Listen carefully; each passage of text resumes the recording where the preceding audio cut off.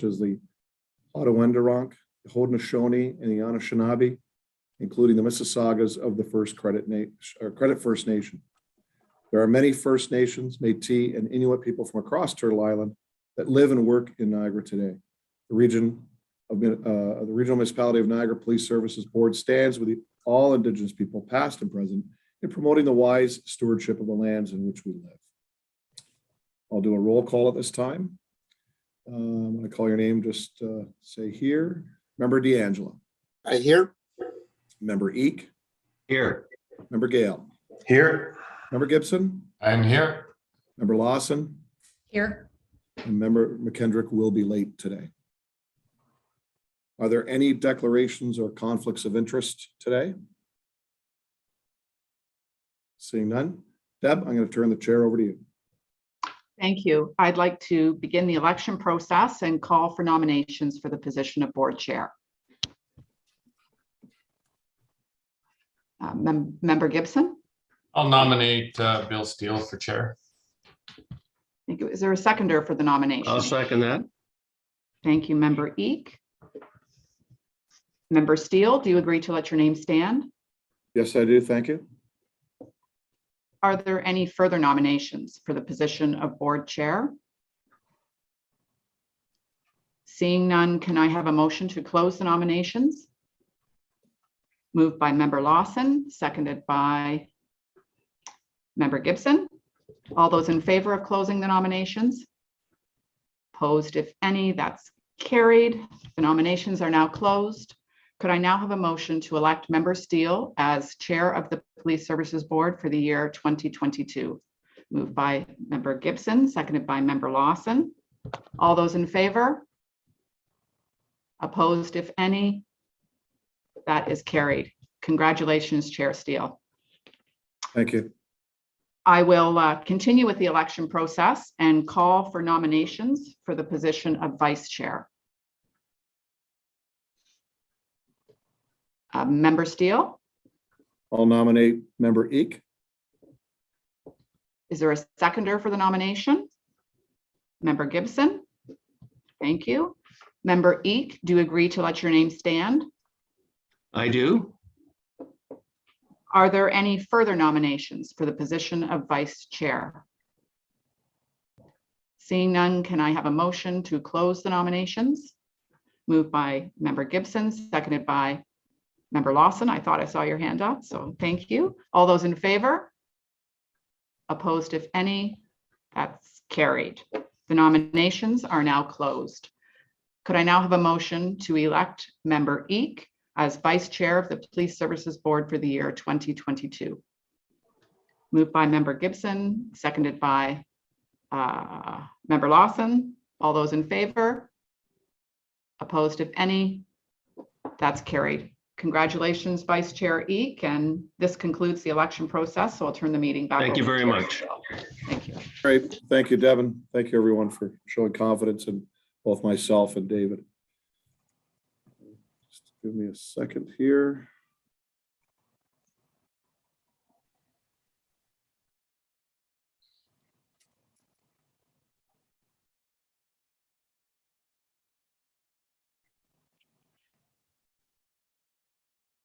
So we have the minutes. Sorry, Chair, can I interrupt? I just Yes, had a go citizen say to me they can't see the meeting. Is there public access to this? Should be streaming. Yes, through you, Mr. Chair. There is a live stream on YouTube. I can flip you the link if you'd like, Member Gale, and then. Sure. Thank you. Thank you. Appreciate it. Okay, perfect. So we have one set of minutes, the minutes of the public board meeting held Thursday, December the 16th, 2021. And I'm going to have members Gibson and Eek move that the minutes of the public board meeting held Thursday, December 16th, 2021 be adopted as circulated. Are there any questions? Is there anyone opposed to that? Seeing none, those are carried. Reports from the board chair. On January the 12th, the CAPG held its first biannual roundtable for police services boards and commission chairs. The meeting was attended by chairs from across Canada and discussions focused on societal issues and police leadership. suggested changes to board composition in other provinces, and the need for enhanced police governance training. The next meeting is scheduled for July the 13th of this year, and these discussions will continue to promote open dialogue and knowledge sharing between police service boards on a national level. Just one thing I took out of that meeting is it's amazing how other provinces, when they choose their boards, it's either mayors or Indigenous chiefs are automatically placed as chairs. Where in Ontario, with the majority of us that spoke about this, it's an election like we had today. So it is funny. In some areas, they ask their chief or the mayor not to take the chair, and sometimes they do or don't take the chair. And then they do have an election, but it's a little odd how they do it.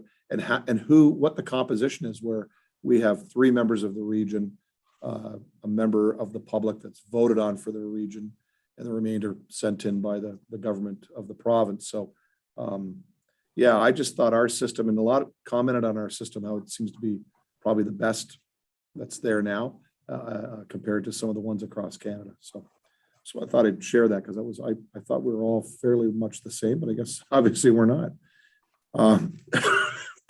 Excuse me. On January the 19th, board members attended an online presentation by First Nations Police Governance Council of the draft report entitled Engagement in First Nations Police Governance. The report was initiated by the First Nations Governance Council of the CAPG and outlines matters relating to board governance in First Nations self-administered police services. The Canadian Association of Police Governance hosts monthly webinars as part of its educational strategy to keep police boards and police executives across Canada apprised of issues currently impacting the policing community. On January 25th, the board attended a webinar session entitled Police Board Governance, a Primer to Brush Up on Your Basics. The next webinar is scheduled for February the 15th at noon for discussions relating to understanding the thin blue line and what it means for police governance authorities. Connection details will be sent out to the board closer to that date. On February the 22nd, the Niagara Regional Police Service's 6th District Commander will be attending the Port Colborne City Council meeting at 6:30 for discussions specific to Port Colborne's policing operations. This is a result of a motion passed at our December Police Services Board meeting, requesting the service to attend a council meeting for each of the Niagara's local municipalities to address any local police-related questions or concerns specific to each municipal council. Also, any PSB member who represents or resides in the respective municipality will be attending the council meeting as a board representative for this important initiative. Port Colborne's presentation marks the first of 12, and the remaining presentations to Niagara's local area councils will take place throughout 2022. There is a finance committee meeting scheduled for Thursday, February the 10th, and the next board meeting will be held Thursday, February the 24th. These meetings will begin at 9 a.m. and will be held by electronic participation through Zoom. That ends my report. Are there any questions? Seeing none, Chief, do you have a report today? Thank you, Chair Steele. And on behalf of Chief McCulloch and the entire service, congratulations to yourself and Vice Chair Eek on your appointment to the chair and vice chair position. I'll provide a brief synopsis of some of the issues that may be relevant or significant for your consideration. The first thing I'd like to reference is that I have no new homicides to report. Having said that, you will have noticed that the number of attempted homicides for 2021 increased from 2 to 3. This is due to the fact that prior to the reporting period ending, there was a violent assault that occurred on December 9th, 2021 in Welland. 2 20-year-old males and a 19-year-old male assaulted a 28-year-old victim. The victim sustained life-threatening injuries during that assault. As a result of the evidence that was gleaned, it was determined that it was in fact an attempted murder. And on January 21st, 2022, the 20-year-old male and the 19-year-old male were both arrested and charged with attempted murder. A warrant has subsequently been issued for the arrest of the outstanding male for attempted murder, and the matter is now in the hands of the courts. Furthermore, there was one fatal motor vehicle collision that occurred in December. On Tuesday, December 21st, our officers responded to a collision on King Street in Welland. Investigation determined that a 59-year-old male was driving his vehicle on King Street when it collided with a 72-year-old cyclist. The cyclist in the collision suffered life-threatening injuries and was later pronounced deceased. The investigation is being conducted by the Collision Reconstruction Unit, and it is ongoing. There was also a serious motor vehicle collision that occurred on Saturday, December 25th. In that incident, our officers responded to a report of a motor vehicle collision on Victoria Avenue near Magdalen Street here in Niagara Falls. The investigation determined that a 19-year-old male was driving a motorcycle eastbound on Victoria Avenue when it collided with a passenger van being driven by a 42-year-old male. He sustained life-threatening injuries and was subsequently transported to hospital. His condition has since been upgraded to stable, and he remains in hospital where he's on the road to recovery. The driver of the passenger van did not sustain any injuries during the collision. The investigation into this matter is also being conducted by the Collision Reconstruction Unit. There are 3 incidents that have been in the news that we felt were remarkable, and I'll provide you a brief synopsis of same. The first one was that on January 1st, some of our uniformed officers that were working in Niagara Falls in the area of Main Street and Ferry Street observed a woman that was known to them to have an outstanding warrant, and they observed her getting into a vehicle. Officers then conducted a traffic stop, and the female, who is a resident of Toronto, was subsequently arrested. At that time, the officers also recognized the male passenger that was in the vehicle. The male was subsequently breaching a court order with respect to conditions, and he was arrested as a result of that breach of conditions. In the resulting search, our officers located crystal methamphetamine, number of unidentified pills, 4 cellular telephones, a prohibited knife, pepper spray, and a Beretta handgun. A 43-year-old male was subsequently charged with several criminal offenses, including unauthorized possession of a prohibited weapon, careless storage of a firearm, and possession of a Schedule I substance for the purpose of trafficking, actually. Second incident that I'd like to provide you a brief overview of was that on January 5th, again, our uniformed frontline patrol officers were dispatched to a fraud in progress that took place in the city of St. Catharines. Officers arrived on scene to investigate the matter and determined that the suspect was attempting to purchase a 2021 Cadillac Escalade valued at approximately $170,000 by using fraudulent identification. The male attempted to falsify or to mislead our officers on scene, again by providing them with fraudulent identification. They determined that the items that he had in his possession that were invalid were a social insurance number and a British Columbia driver's license. 34-year-old male from Windsor was arrested and charged with identity theft, fraud over $5,000, and obstruction of police. And then the third incident that I'll reference occurred in Fort Erie on January 13th. On that date, again, our uniformed frontline officers responded to a report of a robbery at a cannabis retail store in Fort Erie. The initial investigation determined that the male had entered the store and he had attempted to purchase cannabis with a debit card that wouldn't work. Couldn't process it. The male then forced his way behind the counter, shoving an employee and attempting to punch the employee that was behind the counter. On the heels of that, he then ran from the store with a large quantity of cannabis. Officers searched the area and located the suspect a short distance away. At that time, he was taking a break and smoking the cannabis. He was subsequently arrested. A search of the suspect resulted in our officers locating and seizing a portion of the remaining stolen cannabis. 22-year-old Fort Erie male was arrested and charged with robbery and failure to comply with a probation order. And no employees in that incident, in that robbery, were injured. And that concludes my comments, Chair Steele. Thank you, Deputy Forty. Any questions to Deputy Forty with regards to that? Seeing none, thank you. There are no presentations today. I'll go on to item 8, our consent agenda.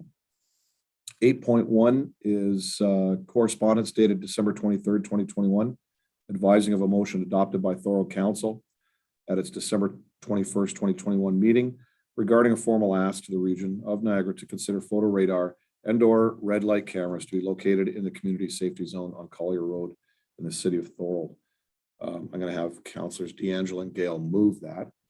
Are there questions on that one? Seeing none, all in favor? That's carried. Does anybody want to bring up any of the further items? I could do them in block if nobody wants to bring any of them up. Yeah, so I've got 8.2, the monthly report, the 8.3 quarterly report, 8.4 quarterly report, and 8.5 the annual report. So nobody has any comments on those. If I can have members Lawson and Gibson move those in block, that's fine. And everyone in favor, please raise your hand. And that's carried. Thank you. Item 9, we have new business. We have the Niagara region location of backup next generation NG 911 dispatch. That the chief of police be directed to provide a report back to the board with the additional information requested by the region's corporate services committee with respect to the location of the new backup NG 911 at NRPS 3 district at 5 Lincoln Street in Welland. Members Gibson and D'Angelo can move that, and I know Member Gale has some questions on that. I'm going to go to Member Gale first. Member Gale. Thank you, Chair. There were some questions sent through to the chief of police from the clerk at the Niagara region. Should we get the answers first before I ask my questions, or are they,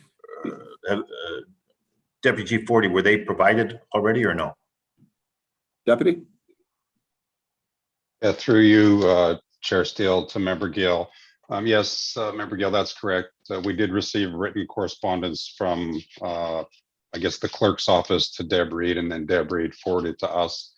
And in order to prepare for this meeting, I asked Acting Deputy Chief Frayne to just be prepared to provide an overview of the journey to how we've arrived here today, that I thought might provide assistance to try to address some of the questions that you asked. So subject to Chair Steele's thoughts, he could, if you like, he could provide the background with respect to this, and that might ask some of the questions that, or answer some of the questions that were raised in that arena.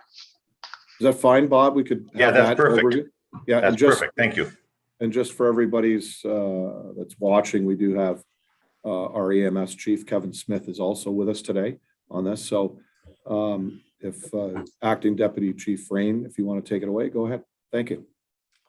Okay, thank you. Good morning. I did watch the Corporate Services Committee meeting, so there's some other questions in there that I'll try to answer as we go through, but I'm going to give you a bit of a background and add some more context to the whole situation, which will hopefully help. So this all sort of started back in 2008 when we had a catastrophic failure of our 911 system. And at that point, the NRPS and the region determined that there was a need for a permanent and dedicated backup 911 and police dispatch center. So in 2009, Cushman Road facility, at that point, that was identified as a temporary interim backup site. There was a search done for a suitable permanent location, but none could be located. So that was set up in a classroom there. Started doing reports on what a permanent backup would look like. In 2009, the estimate was that it would range between 6,000 to 9,000 square feet. And the cost estimates at that point were 2.9 million to 3.6 million. And at that point, it was decided to set aside 2.25 million for the project and to continue exploring alternatives. That went on for a number of years. We did set up Cushman Road as a temporary site. I'll talk about the use of that later on. But as we continued to study it and our facilities were developing in 2015, the Police Services Board initiated $1 million of that 2.25, and the service began planning that the new permanent backup 911 would be located in the one district facility at Geneva and Welland Avenue in St. Catharines. So that was a new build that was happening. And the plan at that point consisted of a footprint of approximately 4,000 square feet for the center with shared amenities with the police station. And there was an estimated cost at that point of $2.4 million. As we worked through the design, and we had cost pressures with the one district design and construction. In 2018, I believe it was, due to those budget shortfalls, which I think were around 800,000 at that time, a decision was made by the board to remove the 911 program from the backup or from the one district facility and locate it temporarily at 3 district. So what transpired there was we maintained our backup at our prior location at 68 Church Street and built the temporary one. We've moved a number of people, displaced a number of units at our Welland site, and moved a like for like, which didn't meet our needs, our current needs, but we managed to get our equipment in there, but it'd be a real challenge to do that in the future. In fact, it'd be impossible. But we did do that and moved all of our existing equipment over there. So it was very efficiently done. We continued to search for additional sites where we could go. The region looked across the municipalities to see if anybody could assist us, but there was nothing. So after eliminating a number of possibilities, a recommendation was made and it was discussed at Corporate Services in Report 1-2022, which brings us kind of here, to locate the permanent backup 911 at a standalone facility adjacent to 3 district. It went to Corporate Services on January 12th, and then it was referred back, it was discussed extensively there and referred back to the service to answer a number of questions. And I'll try to answer those and give a little bit more context as we go through, but that's kind of the background of how we got to where we are. One of the questions that was asked at Corporate Services is, is there a legislative requirement for us to even have a backup 911 communication center? And there are a number of legislations in place that do require this. First is the Police Services Act at section 4.1, 4.2, and 4.3 talks about adequate and effective policing, and then infrastructure for police services, that we must have proper equipment and communication devices and buildings and supplies. So that's sort of the foundation, and all of them sort of flow from that. In the agreement that the board has with the regional municipality of Niagara, our 911 agreement to provide 911 services, it says that the board shall also identify a second venue, a backup facility, subject to regional approval, for which the primary public safety answering point, and that's backup 911 or 911, can be fully operated in the event of a failure or unavailability of the primary system or the venue. So if the system goes out or if the infrastructure fails us, we have to have a backup for answering 911. And where the primary system or becomes available, we have to ensure that we have a contingency plan as outlined in Appendix B, which is implemented. So Appendix B also includes the regional municipality of Niagara and the Bell PSAP, Public Safety Answering Point, evacuation contingency plan that identifies that there is a need for 911 service to be provided to a secondary site. So Bell requires that for 911. Well, Ontario Regulation 399, it goes into details outlining what a police communications center will have, and for reference points, it's section 5 and section 6 in there. Talks about that we have to have constant two-way communication with police officers, which is inherent in having the ability to have a backup to do that, and that the police chief has to have established procedures on communications and dispatch services. That's reference. That's referenced in Board Bylaw 194-2000.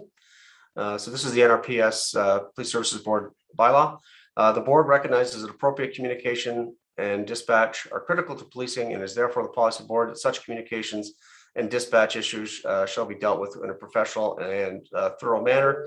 And then it refers back to guidance that we'll get from the National Emergency Number Association, or NENA, as well as the Association of Public Safety Communication Officials, or APCO. So you've probably heard those terms in the past. We follow their standards in what we have to do. So NENA 5301 standard, it talks about for the creation of a disaster and contingency plan for communication centers. It recognizes, and this is a quote from them, that communication or a component failure is inevitable. And under that guideline, we have to prepare for disaster situations. We have to have guidelines for the orderly evacuation of the communication center. We have to have guidelines for returning to it. We have to increase the probability of maintaining functionality during a disaster situation. And we have to prepare for disaster situations, and guidelines for evacuations have to be put into place, as well as that return. Tied into that then, as well, is the APCO and the NENA service capability rating score. There's 3 criteria that have to be met. They're at section 3.2. There's a standard one where we can receive 911 voice calls. The advanced one where we have E911, and then the superior capability, which is alternative public safety answering facility, provides a comparable standard of service as a primary site. This really ties into next generation 911 as well, because all of that needs to get built into a permanent site, permanent backup site, that we have to be fully capable of taking everything. We can't just go down and answer the phone anymore. We still have to be able to handle text to 911 and things along that line. As well, going back, the foundation for the need for this was also identified by the IBI study group, which prepared a report in 2012 for the region and for the police service, and said a backup solution there must be one that will ensure ongoing provisions of uninterrupted 911 call taking and emergency dispatch services when the provisions of such services by the primary communications is impeded. So there's lots of standards that they have identified, and it is inherent in there that there has to be auxiliary amenities to support an extended stay. So it's not just something that's temporary, that has to be permanent. And we have to have all of our protocols for partial, full, immediate, or staged evacuations during backup and emergency operations. So that's kind of a background of the legislative requirements of why we need this. And then I'm going to try and answer the questions that were specifically asked during the corporate services. So it was asked, how often have we used the backup 911 system since it was started? And 911, we talked about, was 25 years old. So we didn't have anything for a long period of time until 2011, when we actually became operational. So there was a study that was done by the Stratus annual public safety survey, and that was reported back to the board in 2014, it was reported back to the board in 2015. So it was a study they did in 2014 and 15. And they indicated that failures of communication centers are not unknown in the industry, and an outage of 15 minutes is considered to be a significant public safety event. So they studied 400 public safety answering points across North America for 1 year. And they noted that 68% had experienced an outage, and that 61% were down for more than 15 minutes. So this is a common thing that can happen, especially when we're dealing with technology. Specific to Niagara, I can say that and advise the board that we have used our backup 911 center as follows. In 2014 to 2017, and I'm going to break it down. I'm going to say whether there were controlled usages or emergency ones. So controlled ones were ones that we initiated for training or whatever. And emergency ones were when we were forced to evacuate. So 2014 to 2017, we did a number of controlled exercises where we practiced moving over to the backup center. So we're doing that 4 times a year. We have a 4 platoon system. So every platoon was required to do that once a year to vacate the current PSAP and go to the backup, make sure that it's functioning, operating, and that they were able to establish themselves as a PSAP there. In 2015, we did have an emergency infrastructure failure at one district, and we moved to that backup facility at Cushman Road. That was for a sewage backup that happened at the facility and a water main break. So we were there. It was taken care of relatively quickly, but we did go then for an emergency. 2016, on April the 6th, we had an emergency evacuation when the 911 power failed to our phone system, and we moved to the backup center. 2017, June 22nd, controlled one, where we set up 68 Church Street as the backup and went there and tested it all out. 2018, 0409, we did controlled evacuations there and tested all of our systems. It worked well. 2018, April the 9th, we had a radio, it was an emergency one. We had a radio malfunction during it, evacuation, and then we had the backup. Had the backup center not been utilized, we would have had a significant failure that would have occurred that we wouldn't have been able to source. So that saved us a very significant issue. In 2011, in November, we were doing a controlled training exercise, and we had a fiber cut that occurred, and the backup system was activated, and we remained there. And then we did a number of testing and upgrades in 2021, where we're at the backup center. And when we're testing our 911 system, because we have to put the system down to do it, as well as our other systems all get tested then. And then as recently as December 13th of last year, we had a switch failure at headquarters, which resulted in a 4-day evacuation to the backup center where we operated. And if we didn't have a backup center, we would have been without 911 and police dispatch at that point in time. So over that, I'd say it's a relatively short period of time. We've had 5 emergency evacuations, one which lasted for 4 days. And our 4 days, of course, is 24 hours a day because we maintain that. So that's kind of a history of when we've used the backup. I'll kind of go through the questions now that were asked at corporate services. There were some very specific questions. Why do we need 50 parking spaces? And the number that was identified was for 20 or 13 to 14 staff members. I can advise that our current staffing model in communication is that we have 15 shift workers working at a time, as well as 4 day shift workers that come in, which gives us 19 people. There is a staff sergeant and an inspector who are assigned there, which is 2 additional people. And we have a quality assurance and training coordinator, which is 2 additional people. Trainees, I haven't included them in the number, but we get up to 6 people training at a time. And then as well, tied in with the communications center now, because it's evolved, is our RTOC, our real-time operations center, which has 3 people in it pretty much around the clock. So on our day shift, we're probably in the neighborhood of 26 people. And on night shift, we have 21 people that are tied in with the communications center that work there. As well, tied in with that is our mobile support unit. So our mobile support unit is working out of the backup 911 center all the time.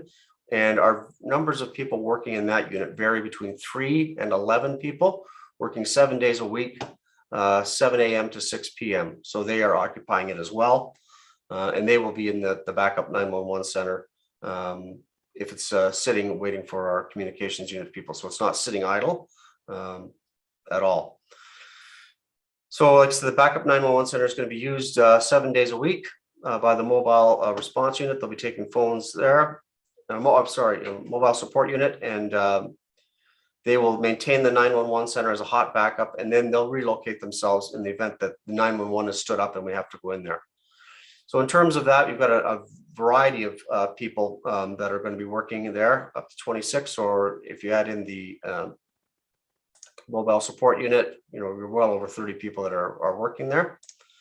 And when we look at the plans, and those are very preliminary plans that were in the corporate services report, it showed a building footprint. And if you look at the building footprint, it takes up 25 current parking spaces that are already at 3 district. So those spaces become lost. So part of this is building in, replacing those parking spaces that are in there and increasing the number of parking spots that we do have. But final decisions on the number of parking spaces, they're going to be completed during the detailed design phase. And I don't know what the exact number is going to be, but 50 spots will very likely have to be created. There was a question about why can't we rent parking spaces from a lodge that's down the street. So I've looked at the site for that. It's a couple hundred yards down the road and it's across the street. We do run into occupational health and safety concerns. We have talked about member parking with the board in the past. And there's a recognition that our members are required to, because of the nature of their duties and interaction with the public, they're required to park on site in a safe compound. And that's maintained at all of our sites. And if we went down a path of trying to find parking down the street, a couple hundred yards away and crossing a street, I think we would be very quickly having to deal with some Ministry of Labor complaints that the association would probably be looking at to ensure that their members maintain safe parking. And it's important to note too that this secure parking is shared between 3 district, who's already losing 25 spots with this building. It's shared with the mobile support unit on a full-time basis and the backup 911 when needed. And we're going to have that shift change. So shift change brings in a number of people. Everybody has a car at that point in time, and we double up our staffing for a very brief period of time. There's a question about why can't we use transit buses to move staff from the lodge parking lot or from headquarters to the backup. Again, we've got the occupational health and safety concerns identified above. And we aren't just planning, if it was very much a controlled exercise where we knew we were just going to do this and go, yes, we would be able to do something along that line. But as we've seen, when we need to evacuate, we need to evacuate now. And it's not feasible to have transit booked for that as well. Transit doesn't operate 24/7, and some of our evacuations occur at 2 o'clock in the morning. There was a question about how much does each parking space cost? That's probably best answered by the region, but just sort of for the board's reference point, I know when we were looking at the 1 district build and with the headquarters build here, the additional parking spots, I believe that the number is around $11,000 per space. But again, that's something that's probably best confirmed by the region. And these are surface parking. It's the industry standard, of course, the price on that. I know we did explore in the past underground parking or high-rise parking, which went up to $50,000 a space.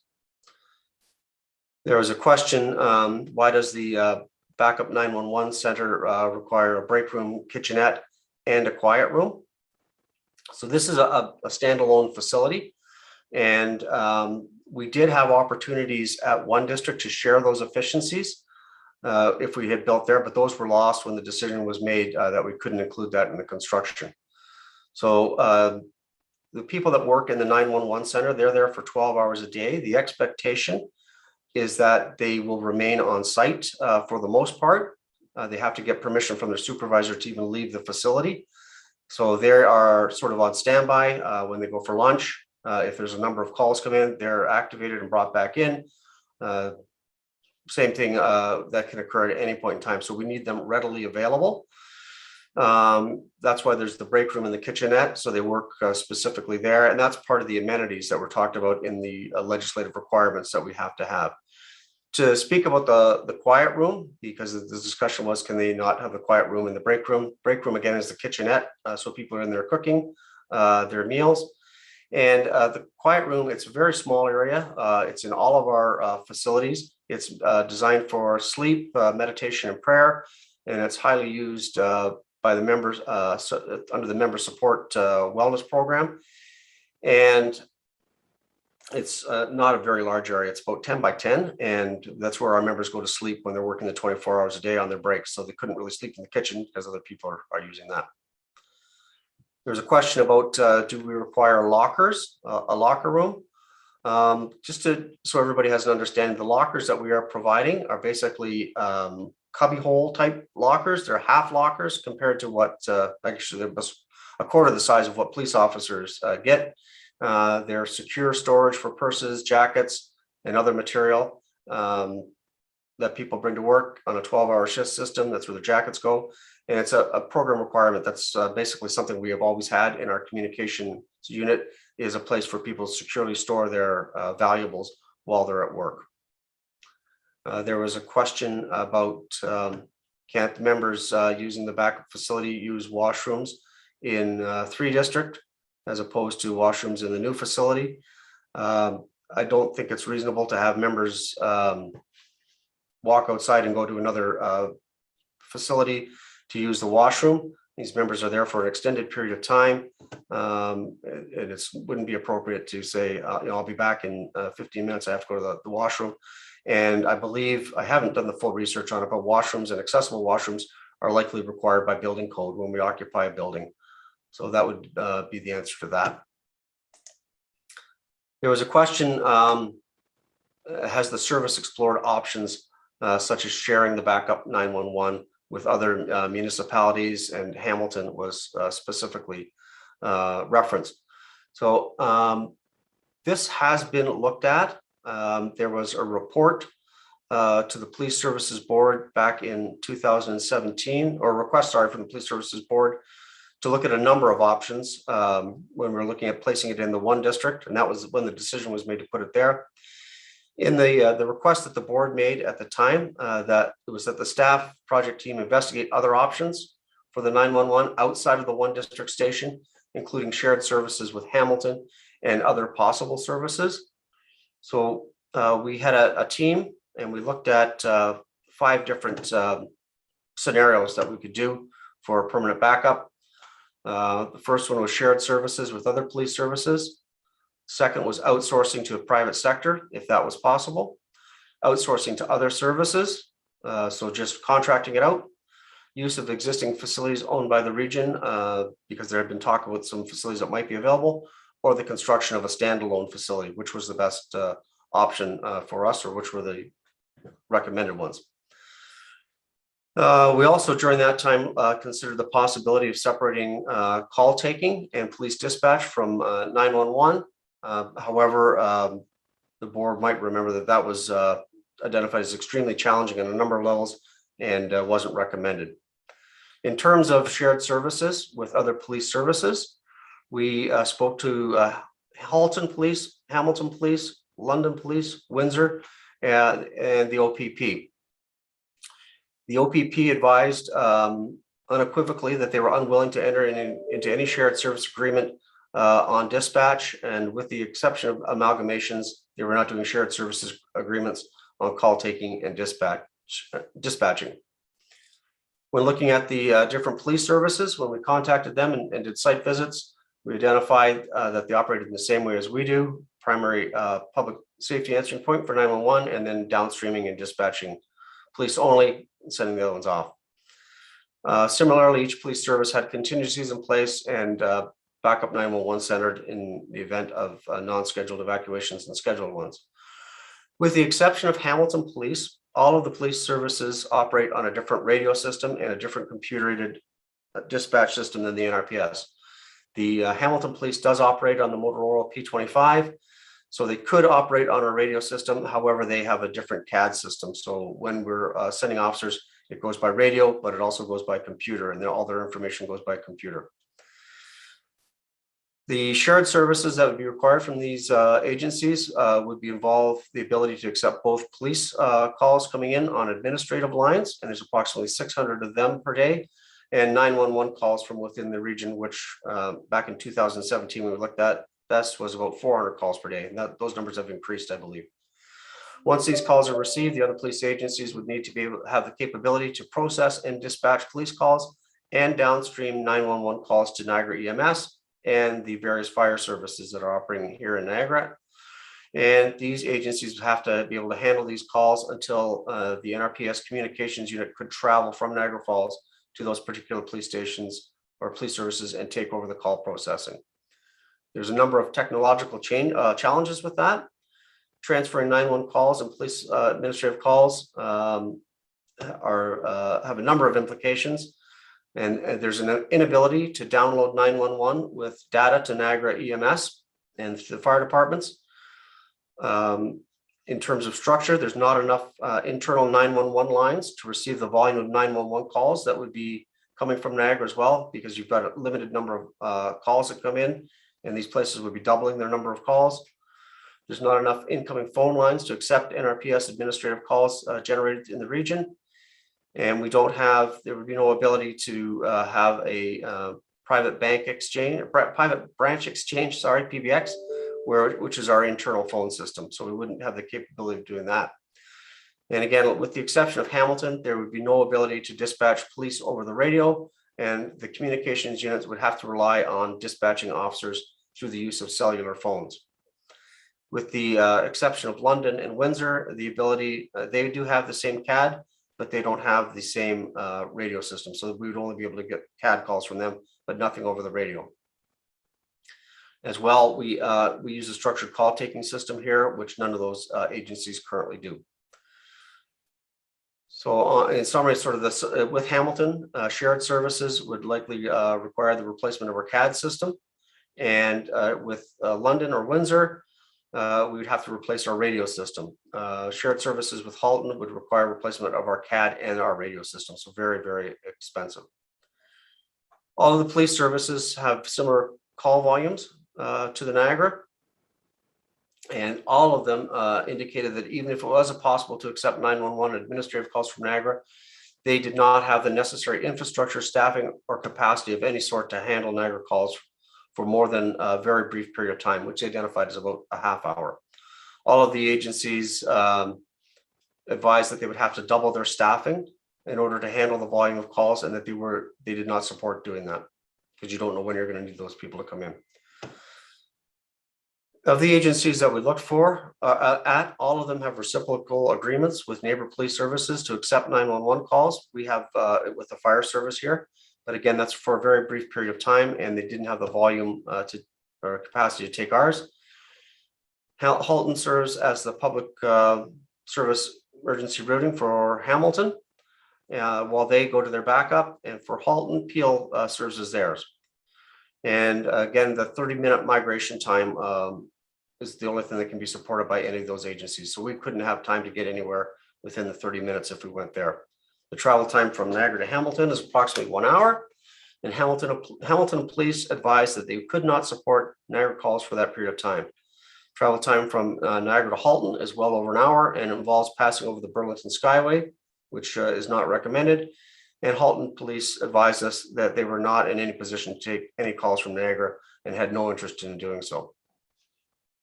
With London and Windsor, they operate under a reciprocal agreement, and they have done so for a number of years, but they have found that unworkable. So they are both exploring other opportunities for their own backup centers.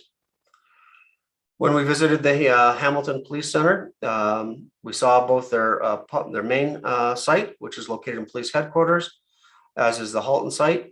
And there is no room in either of those sites to accept the migration of 15, or as we know, 20 members from the Niagara Regional Police Service to go there to do backup. The Hamilton Police Backup Communications Center was also visited by the team. It's sized and equipped to accept Hamilton Police Communication 911 calls only, with no availability for expansion. It's up on the mountain in a classroom. We had discussions with Halton Police about going there, and they rejected it as it's reserved for training while it's not used by their dispatch. So they're always operating training in there, and then training will evacuate. So the police executives there were not willing to gamble that both the NRPS and the Hamilton and Niagara would not need it at the same time as well. Their concern was if 911 goes down here, first off, we'd have to displace their classrooms. And then if that went here, there might be a likelihood that there's problems in Hamilton, and they would probably go to their backup center as well, but we would already be there. So they weren't prepared to do that. Neither London or Windsor could physically accommodate NRPS members traveling that distance as well. And of all of the police services contacted regarding shared services indicated that given the technological limitations, infrastructure limitations, and the need to double their staffing levels, as well as the potential risk to public safety, they were not interested in any shared services with us on 911 backup. We also looked at outsourcing to a private sector. There is a private sector Northern 911, and there's been a report previously submitted to the board about our visit there. So Northern 911 is located in Sudbury, and it has a branch center in North Bay. They act as the 911 public safety answering point and fire dispatch for over 50 fire departments, but it's across North America is what they cover. There's not any in Ontario that I'm aware of that they do. And they also answer alarms, so it's an alarm company. And they're connected to a care agency as well for the monitoring of custody ankle bracelets. So we did go up there and visit them, and we did visit Sudbury as well to see, because Sudbury is right in that community, to see if they were using Northern 911. So 911 operates on a model where they receive, Northern 911, sorry, operates on a model where they receive 911 calls from small communities and rural areas only, and they charge a per capita rate for answering 911. When they get a cellular call, which is the way things happen now, their location is estimated by triangulating radio towers, and then the 911 operator contacts the most likely public safety provider in the area and calls the agency to see if they indeed are the correct responder for that area. Once that is done, then they transfer the caller to that public safety agency. So it's not the most efficient model, because we don't want to do any transferring or delays of 911, but that's what happens here or at Northern 911.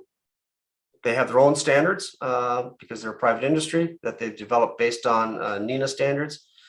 And we asked for those standards, but they did not reply or supply them to us.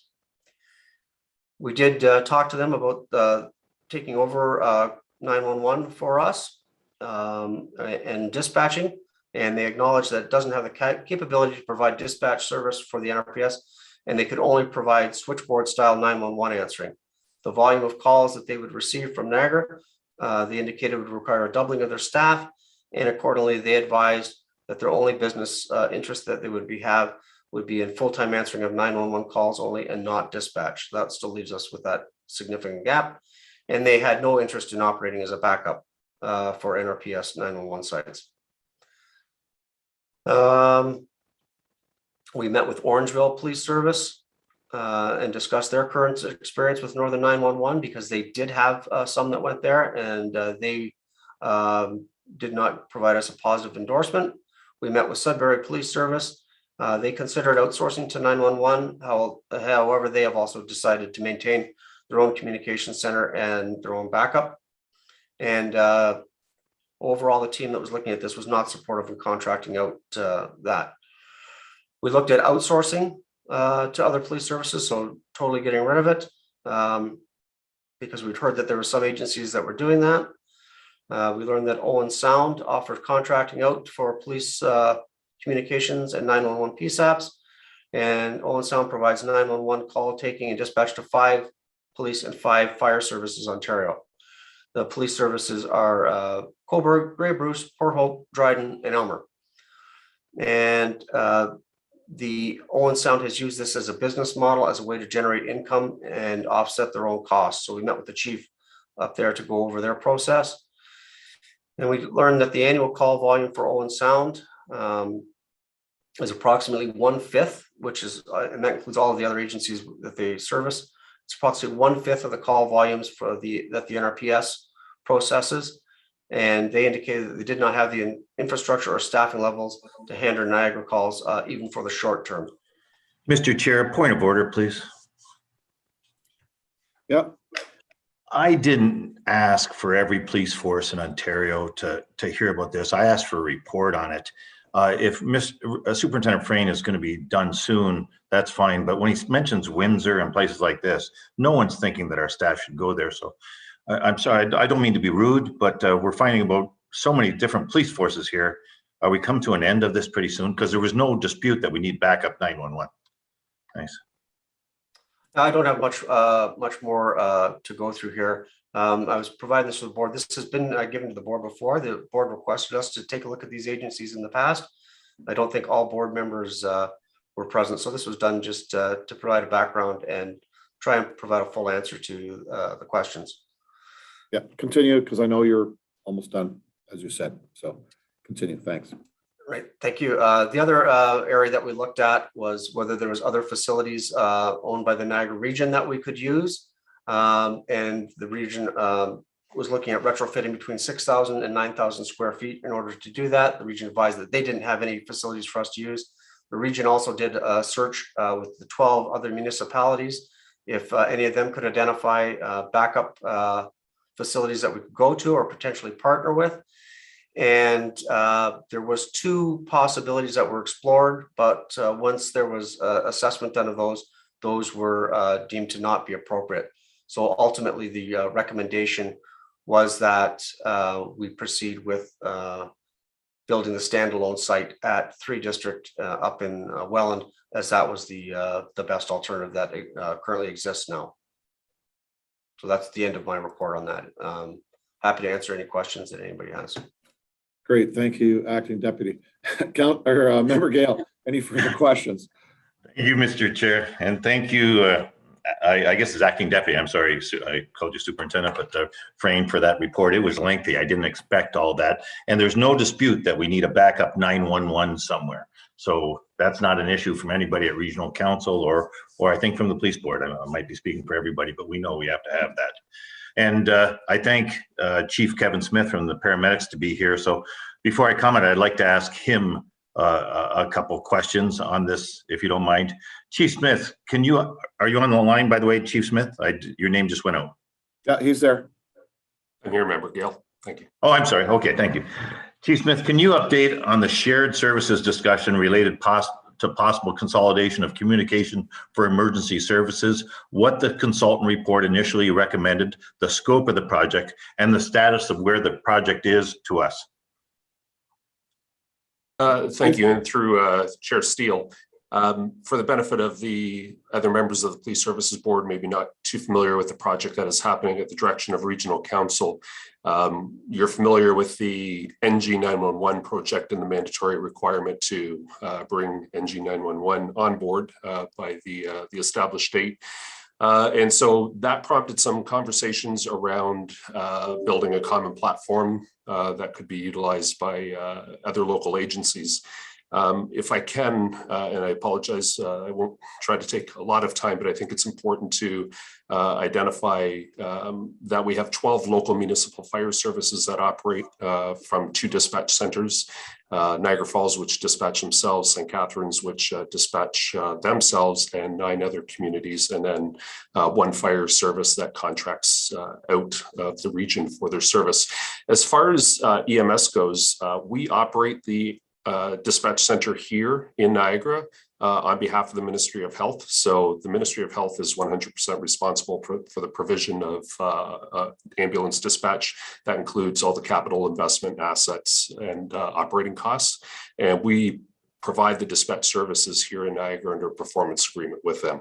And so when we talk about consolidation and the use of NG911, I just want to make sure that the board here understands the scope that Member Gale referred to, that is really looking at the ability to bring Niagara Regional Police and the 12 local fire services onto a common NG911 platform as a start, but then whether or not that could further expand into an opportunity for consolidation. And that consolidation would be consolidation and integration of technologies beyond NG911 that could include having all services on the Motorola P25 system, as well as possibly shared facilities, if that made sense when we looked at a primary site for a regional fire communications center and then backup. So the Niagara Region Council directed through myself to look at this further. That was about a year ago that we started this work. We had previous consultants do some work, as was referenced by Acting Deputy Chief Frayne with the IBI report, and that was in 2012. We know that there have been changes since that time. And so we commissioned Federal Engineering, a consultant, to come in and look at the NG911 solution and comment on the best opportunity for consolidation of technologies. And then they are also doing a continual assessment and providing their observation and recommendations on what a full consolidation would look like. So that work has continued through the year. We are scheduled to be coming back to council by no later than the end of Q1 here, so by March, with the findings and the recommendations that will be contained within that report. Member Gale, I know there was a lot there. I'm not sure if that answered all of your question. Happy to backtrack if anything I've missed. I'm good, thank you. And thank you for referencing the IBI report from 2012. As you know, and you were involved in it too, I did a roadshow, for lack of better words, with the chief at that time and the deputy chief, who is now chief, going to different communities saying we should be sharing services, consolidating services and things like that. And it still comes up. So also, Chief Smith, can you advise on the region's approvals for the construction of a new EMS headquarters, please? Through the chair, the Niagara EMS, as I mentioned, we currently are loosely called our headquarters. Our administration is in leased facilities. We have a number of leased facilities. Not sure if you're familiar with where we're located, which many local people know as the old Foster Wheeler building, or it's now owned by Niagara College, the Niagara Corporate Business Center, located at Glendale in the QEW. We have been here since and speaking primarily from a dispatch point of view, we've been at this location primarily since 2004, when Niagara was awarded a opportunity to do a demonstration pilot project on behalf of the province to provide enhanced technologies and processes for dispatch services. And we, as I mentioned, we continue to do that in a performance agreement. At that time, we recognized that at some point we were going to need a permanent facility, a permanent structure. We've outgrown the space here significantly on our dispatch floor. And so work has been underway back to about 2011, when a first consultant's report was completed about a facilities review that included a new model of service delivery in the scope of facilities and a hub and spoke model. And so we have been working on this development of what would become known as the Ems Primary Hub, is the term that we use with regional council. And this would be a central location for us to house our administration, fleet, training, number of opportunities to get out of all these number of leases.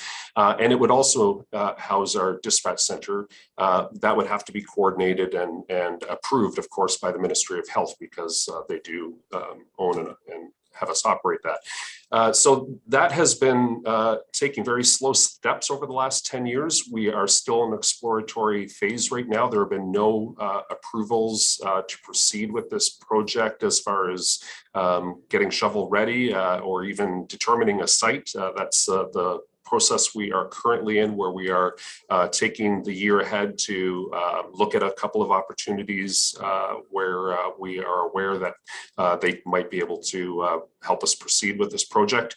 But even if approvals were received in the next 12 months, something to be constructed of that scale is probably, 4 years out is probably my best guess. So again, Member Gale, I'm not sure if that answers the question. Yes. I just didn't know how much was confidential, and I'm glad you said it. And thank you for attending this meeting. And we know technology has changed so much for the better since 2008, 2006, 2011, since the backup 911 went in. With a flip of a switch, things can change. So Chief Smith, if your communication center has a disruption, what's your protocol? So again, as the infrastructure is all owned by the ministry and we operate it within the context of the provisions that they provide to do such, our backup center is actually located in Hamilton, which is where the next closest provincial ambulance communication center is. It's the Hamilton site that dispatches for a number of areas, not just Hamilton. And that is the established site that we would have to vacate to. It is challenging for us in a number of different ways, in the sense that obviously just the distance, if we had to evacuate, the time it will take for us to relocate to that center. I mentioned earlier that Niagara operates in a very different way than the rest of the province in the technologies and processes we use here. And so moving over to Hamilton is a completely different methodology of how they answer and dispatch calls. So there's disruption in our processes if we are needed to do that. We work with the ministry on making that as seamless as possible, but there are still some significant challenges for us in that type of environment. So thank you for that answer. So my point is, of course, the police service needs a backup communication center. There's no argument there. However, this does not necessarily mean that we need another bricks and mortar communication center. For example, the OPP have their 911 center in Orillia. In the event of a system failure or disruption, they do not relocate to another physical site in Orillia. They simply flip a switch and the 911 calls are answered at their facility in North Bay. If Niagara EMS has a failure, their calls are answered in Hamilton. So I do agree we need a permanent 911 backup center. However, this does not necessarily mean we need another physical location. We can enter into an agreement with another allied emergency service such as EMS, and they can function on our backup. Similarly, our police communications can act as a backup center for EMS and fire. I would have appreciated Superintendent or Acting Deputy Frayne gave a thorough report there. But I think it's unfair that we don't have that in writing in front of us, because I've been contacted now in the last hour while this has been going on from counselors and others saying, we wish we had this information. I've also had citizens comment on, so they can't take a bus from a parking lot over, and also commenting how many days actually was the backup 911 being used in Welland. I don't care about planned usages of it. I understand that happens. I'm talking about emergencies on this. There are so many things that should be brought back to us, Mr. Chair. And right now, through you, Chair, to Superintendent or Acting Deputy Frayne or the Acting Chief, if the 911 goes out right now, where do the calls go while there's a transition? I understood they go to a reliable source. Deputy Forty. Thanks, Chair, through you to Member Gale. First, Member Gale, with respect to the nature of Richard's comprehensive report, I asked him to do that and be prepared to answer your questions. We received the report from the region last week, so the fact that it's not in writing, that's on me. I accept responsibility for that. I wouldn't want Acting Deputy Chief Frayne to be. Oh no, I'm not trying to blast anybody. I'm just saying that I'd like to have it in writing in front of us, so the public can comment as well as counselors and everyone else. Mm-hmm. Yeah, that's it. And our intent was to answer any questions you had, and then in keeping with the direction from the region, to transpose kind of a comprehensive report to go back to the region, which I hope and trust will meet your needs in that arena. So we will turn that around. We're happy to do that. And then maybe I'll turn the next question over to Richard with respect to how we handled the last incident in the middle of December and transferring over to St. Catharines Fire for a short period of time while we activated our full-time site. Acting Deputy. Oh, sorry. I'm just going to actually suggest Superintendent Mackay is on, and he's probably the best one. I kind of deal with the infrastructure on it all, but he can best speak to operations if he's available. Yep, I'm here. Very short. While we were transitioning, we had no 911 service at Niagara Regional Police. Those calls are routed to St. Catharines Fire. While we have 15 incoming trunk lines, they only have 4. So there's a little bit of a bottleneck in that. So for a period of about 35 minutes, they were answering 911 calls on our behalf until we could transition to our backup center and resume the answering of 911 calls. And thank you for that answer. I just wanted the public to know that there is a system in place that their call's not just going to be dead at the time. So, Mr. Chair, I'd like a report back from the chief, or I'd like a copy of Superintendent, Acting Deputy Chief Frain's report to work with our partners, or how to make this happen, because there's a lot of information he's given there. I haven't had time to digest it, but I'd like to go farther with these reports and have it out there so that the people can see that, hey, really, I think the provincial government, it's time for them to start getting involved in some of this stuff and forcing sharing on these things. But that's just me talking on these type of things. So, Mr. Chair, that's my point. I'd like to just get a report back with everything that Superintendent Frain said, minus like Windsor and places like this. We understand that we're not going to go to a place like this, but I think it's time we start sharing on some of these things, and technology has made it that we can. I know I've talked to credit unions, banks, even the casino about backup. They flip a switch, it goes to somewhere else. I don't know what the rules are with how far they have to be from the actual dispatch in case there's an earthquake here and takes out Niagara Falls and St. Catharines and Welland. Certainly there's a mileage in between that there has to be, but these are things that should be in the report. So thank you, Mr. Chair. Great, thank you, Member Gale, and just taking something that Acting Chief Forty stated is the fact they are putting this report together to go back to corporate services, like corporate services has asked. So when that goes, we'll have Deputy Forty get that over to Deb Reed. Deb can send it to us, and then once it's set, even if we want to post it on our website at Niagara Regional Police Services, I'm sure Deputy Forty can have that done, so it's there under whatever system or whatever portion of our website that we place our minutes and information from our meetings. We could do Yeah, that. Mr. Chair, I don't understand. I know it's the region's building that we take over and things like this. So I'm just trying to get all the information for whatever body you want to discuss it. If it goes back to corporate services, then the rest of the board members here don't have a say in it when it goes there.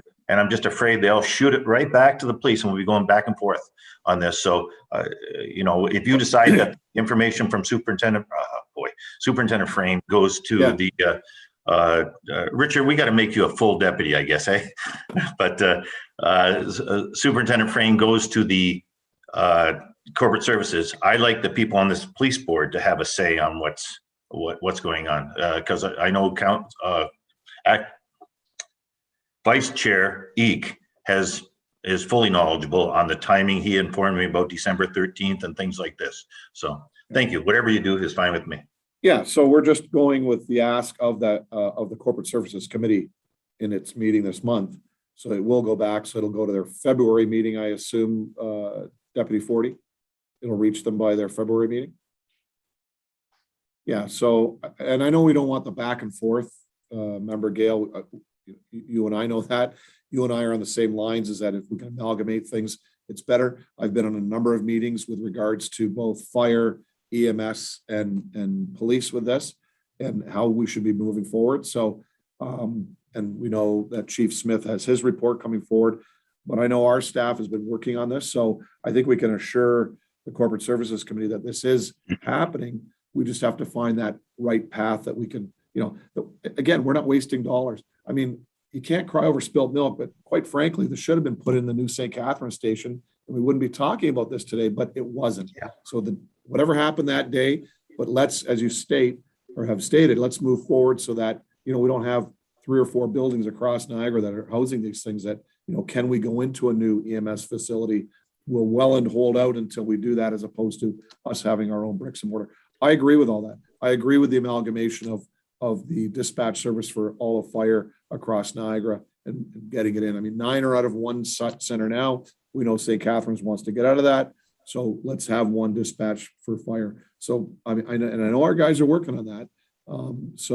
But I think we need to get this answer back to corporate services. But as well, it'll come to us as members. We know Deb will get that out to us. And then we can also put it on our meeting, on our agenda for the February meeting. Karen, I'd like to, before you go off from me, personally thank Kevin, Chief Smith, for coming into this meeting and giving up his time to answer the questions. Thank you. Great, thank you. Member Gibson. Thank you, Chair, and through you. I just want to thank Acting Deputy Frain. lot of research went into that, obviously, and a lot of inquiries and time on the phone, et cetera, et cetera. So quite a few hours expended. There's a lot of things there that to me are straightforward and common sense. Can you imagine if we were trying to park the shift change 3 blocks away in this snowstorm that we just had, and the bus has to take those people over to the building to change shifts with the people that are there? There's all sorts of problems with that. The bus breaks down. There's lots of problems. This is critical infrastructure, and it needs to be put in place. And I agree with Councillor Gale, it needs to be done smartly. I'd love to see it all in one big building, run, EMS, everything.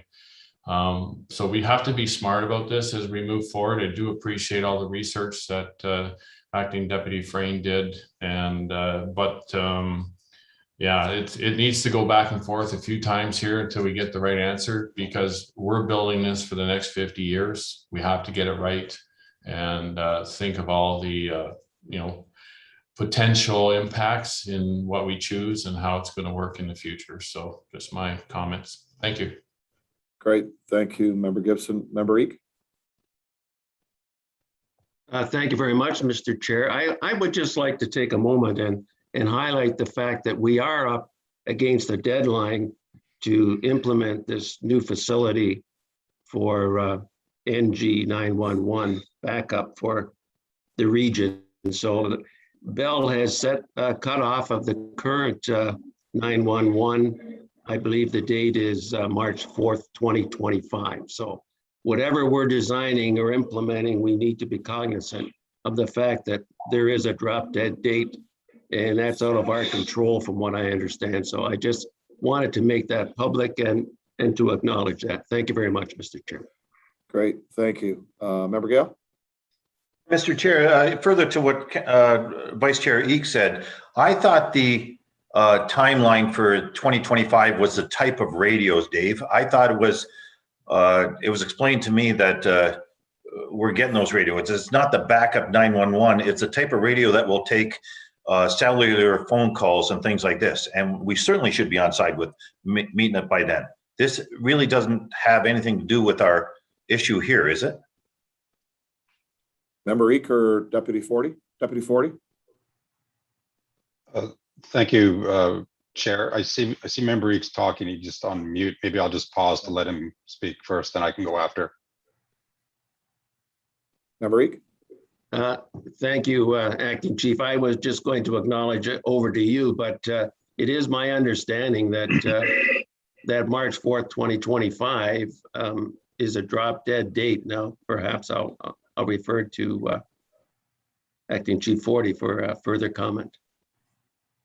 Thank you, Vice Chair. No, you are correct. March 4th, 2025 is when we must be compliant with the CRTC compliance with having NG 911. And in order to do that, that needs to be in the backup center. So you're correct, and Member Gale is correct. We do need it by that date. It's not just the P25 radio. It's actually text, video, those types of things coming into our 911 call and then moving to dispatch, etc. And the other thing that I think is important is when Member Gale talked about and Acting Deputy Chief Frayne talked about the proposed building at 3 District. Just I know that you all know this, but I just want to remind everybody that it is scalable. We are going through this process alive to the potential that the fire departments could align and be in that building. We've had extensive consultations with the chiefs of St. Catharines, Niagara Falls, and the fire coordinator, Chief Limburner in Pelham. So with Chief Smith. So that is the model that we're building. But as you reference, Vice Chair, we have that diary date of March 4th, 2025 that we have to meet. And NG 911 needs to be in the backup by that time. And we need it a year in advance so we can retrofit this building as well. So, Mr. Chair, thank you for that, Deputy Forty and Vice Chair Eek. Again, I come back that it's the radio system that has to be up to grade in 2025. It's not backup, but if that can be explained in Superintendent Frain's report, please. But Mr. Chair, can I ask that we get a draft of the report before it goes to corporate services so we can have some input before it goes? Okay, Deputy Chief Forty, is that fine? Yes, we can turn that report around quickly, Chair. Okay, Thank all right. So if you can get it to Deb, Deb can get it to us, and then we can make comments from the members. Is that all right, members? As direction towards Chief and the deputies and acting Deputy Frain. Okay, all right. Any further questions? Okay, so we do have a motion on the floor, moved and seconded. All those in favor, please raise your hand. And that's carried. So item 9.2 is the Niagara Police Services Board 2021 Annual Report on Board Activities. I'll have members Eek and Gale move that the board receives this report for information and further direct the executive director to forward it to Regional Council for information. Any questions on this one? Seeing none, all in favor, please raise your hand. That's carried. 9.3 Ontario Closed Circuit Television, CCTV, Grant Program Capital Project, moved by members D'Angelo and Lawson, that the board approve a gross capital budget adjustment in the amount of $98,691.88 and zero net for the Ontario CCTV grant program, and that the project be funded as followed. Other external funding of $78,691.88, NRPS capital levy of $20,000 transferred from existing projects, and further the board forward this proposal to the region's commissioner and treasurer for approval. Questions on this one? Seeing none, all in favor? Raise your hand. That's carried. I don't have any other new business. Does any member have any other new business? Member Gale. Thank you, Chair. So this is brought on by Bell Canada's Let's Talk Day, providing support and awareness for those suffering from mental illness. I don't have shares in Bell, so that I just put that out there. Unfortunately, we too often see the consequences of not helping those in need. I have a deep concern with the number of suicides happening in Niagara Falls. Most often, it's the operators of the tour attractions like jet boats or the hornblowers that find them. I'm sorry? Oh, I thought somebody said something. Most often it's the operator of the tourist attractions like the jet boats or hornblower that find the bodies. Other times it's the Niagara Parks Commission police are ordering those same operators to retrieve the bodies. I had some disturbing conversations yesterday from a retired pilot on hornblower regarding the bodies in the river. I don't want to go too far with this because I've already had conversation this morning with senior officials in Niagara Parks Police, as well as Deputy Chief Forty. I understand the chief was letting you know I was going to bring this up.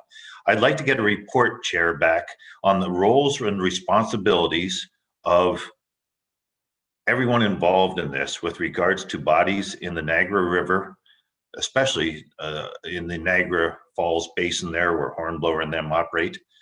I'd like to know about the training and compensation on this that everyone has. I found out just this morning that there's training of everyone there. And we know from a police standpoint, the continuity of evidence, if there's foul play involved. And what is the role of the Niagara Regional Police? As I believe that we oversee the Niagara Parks Police on these type of things. I want to make sure these are happening because some accusations of bodies on the US side being retrieved by us and things like this have been explained to me, but I think it's a report that should come back to us because I've got the other side coming to us this morning. But may I ask by way of direction that we get a report back to us on this? Yes, Deputy Forty, are you guys prepared to put that together? Thank you, Chair Steele and Member Gale. Maybe I could turn it over to Deputy Chief Flynn to provide his insights. Yep. Thank you. Oh, thank you. Thanks, Chair. Yeah, we can absolutely provide a report as Member Gale has asked for. I mean, there'll be a number of components. We'll have to reach out to the Niagara Parks Police, obviously, with respect to their relationship with the hornblower, I guess, in this circumstance. And then, the board's aware that we have an agreement last updated in 2020 with the Niagara Parks Police with respect to all of our obligations and responsibilities. That does include sudden deaths. So, and how we go about carrying those out and the training that is done between our agencies and in different circumstances. So we can certainly prepare that. So thank you for that. Through you, Mr. Chair. I know it's in the contract right now for Hornblower to assist in the recovery of bodies. And that was a big issue in 2006 when I was on the Niagara Parks Commission and all the stuff went on about the Maid of the Mist lease and that I'm pinned on. But it was in the lease then, and I'm surprised it's still there. But maybe it's there for good reason. So I'd like to get a report back on it. Thank you. Certainly. And that's, I'm sorry, Chair, just acknowledging that. And I think there's some other obligations, and maybe the written report is certainly the way to go, because I think that we might be delving into some pieces like the Canada Shipping Act and obligations of pilots with respect to rescues and pieces like that as well. And Mr. Chair, I'm not in a hurry for this. It's not the season for it yet. So Deputy Flynn, if you take 2 months to give it to us, that's fine with me. If you want 2 cycles on it, I know you're busy. Thank you. Yeah, that was going to be my question to Deputy Flynn.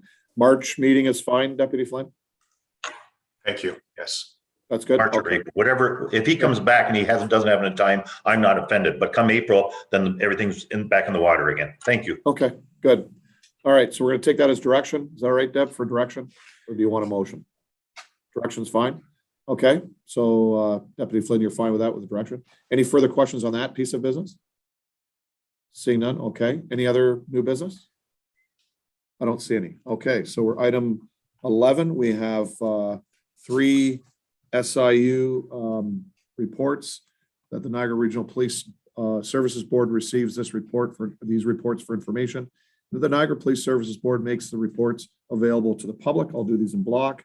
Moved by members Gale and Eek, and these are items 11.1, 11.2, and 11.3. Any questions on any of these? Seeing none, all in favor? That's carried.